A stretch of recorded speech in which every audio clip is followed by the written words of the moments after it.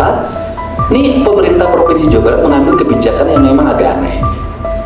Tahun depan, Pak Is, saya ingin menganggarkan 100 miliar untuk membeli pohon perhutani. Kenapa?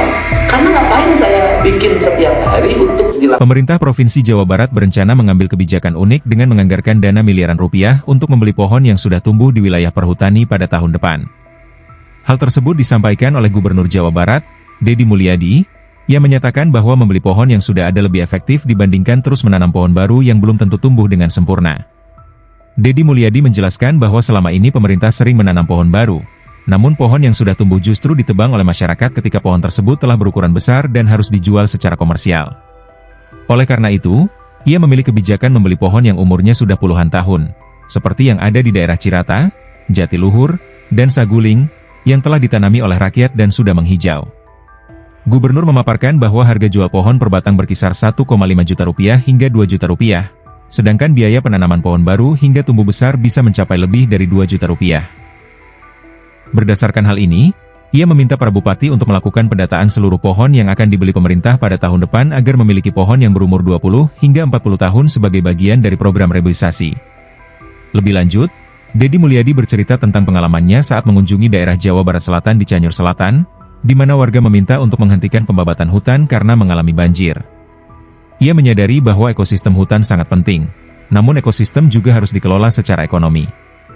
Oleh karena itu, pemerintah merespon usulan dengan membeli pohon sebagai upaya menjaga lingkungan jangka panjang.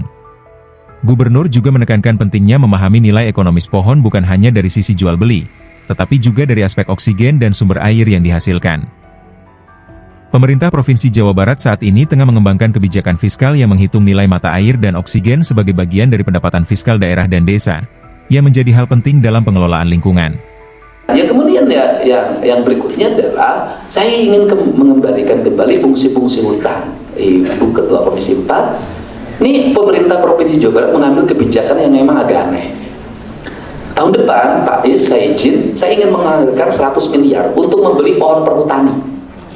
Kenapa? Karena ngapain saya bikin setiap hari untuk dilakukan reboisasi yang belum tentu tumbuh. Saya nanam pohon belum tentu tumbuh kok. Kenapa yang sudah ada ditebang? Saya lebih berpikir ya sudah, yang sudah ada nggak usah ditebang, kita nanam baru.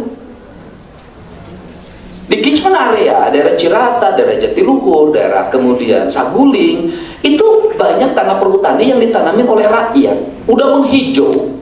Ketika sudah besar, rakyatnya karena dia harus komersil, dia harus dijual, ditebang. Kan kalau dihitung pohon, satu pohonnya paling dijual 1,5 juta itu.